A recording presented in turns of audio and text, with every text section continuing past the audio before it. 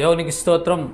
ప్రియమైన వారలారా, రక్షకుడును ప్రభువైన యేసుక్రీస్తు వారి నామములో మీకు శుభములు వందనాలు చెల్లిస్తూ ఉన్నాం. దేవుడు మిమ్మలను, మీ బిడ్డలను, మీ కుటుంబములను దీవించి ఆశీర్వదించునుగాక. ఆమెన్. దేవునికి స్తోత్రం. హల్లెలూయా. ప్రియమైన దేవుని బిడ్డలారా, మనం మనుషులను గమనించినట్లయితే, మనల్ని మనం గమనించుకున్నట్లయితే మూడుగా మనం ఉంటామండి.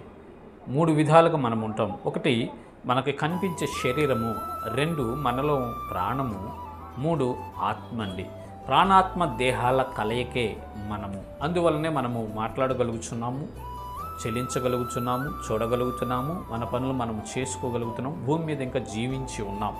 ఈ మూడు మనలో ఉన్నవి కాబట్టి మనకి పైకి కనిపించేది ఏంటంటే శరీరం మాత్రమే కనిపిస్తుందండి. ప్రాణము కనిపించదు, ఆత్మ కనిపించదు. ప్రాణము రక్తంలో ఉంటుంది.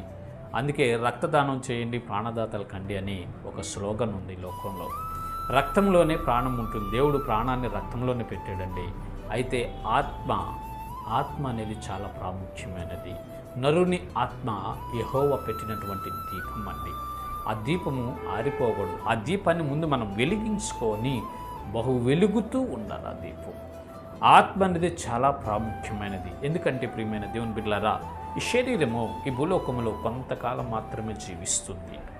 70 సంవత్సరాలు, 80 లేదా 100 సంవత్సరాలు, అంతకు మించి మనం బ్రతకలేం ఈ లోకంలో.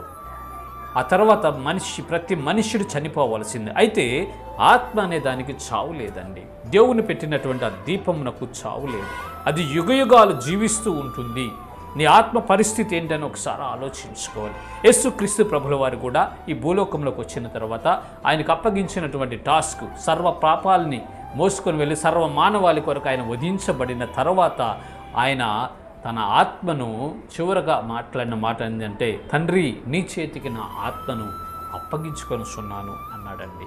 కాబట్టి ప్రియమైన దేవుని బిడ్డలారా, మనము మన ఆత్మలను తండ్రికి అప్పగించుకోవాలి. అప్పుడే మనము సురక్షితంగా ఉంటాము, యుగయుగాలు జీవిస్తాము అని పరిశుద్ధ లేఖనాలు సెలవిస్తున్నాయి. చూద్దాము.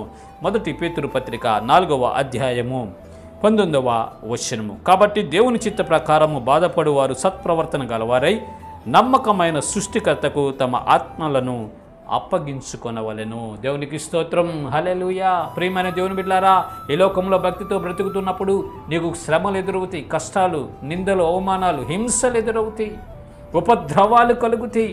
ఆయనను నమ్మకమైనటువంటి సృష్టికర్త, నిన్ను సృజించినటువంటి దేవునికి నిన్ను నీవు అప్పగించుకోవాలి. నీ ఆత్మను ఆయనకు అప్పగించుకొని భక్తిగా బతుకుతూ ఆ శ్రమ, హింసను నువ్వు సహించగలిగితే పరలోక రాజ్యంలో గొప్ప ఆధిక్యతను నువ్వు పొందుకుంటావు అని పరిశుద్ధ లేఖనాలు సెలవిస్తున్నాయి. కాబట్టి ప్రియమైన దేవుని బిడ్డలారా, మీ ఆత్మను గురించి ఆలోచించండి. నమ్మకమైన సృష్టికర్త అయిన మన దేవునికి మన ఆత్మను అప్పగించుకొని పరిశుద్ధముగా జీవిద్దాము, యథార్థముగా జీవిద్దాము, ఆయన చిత్తానుసారంగా బ్రతికి పరలోక రాజ్యం చేద్దాం. ఇటు కృప దేవుడు మన అందరికీ కలుగు చేయనుగాక. ఆమెన్. God bless you. దేవునికి స్తోత్రం. హల్లెలూయా. Praise the lord.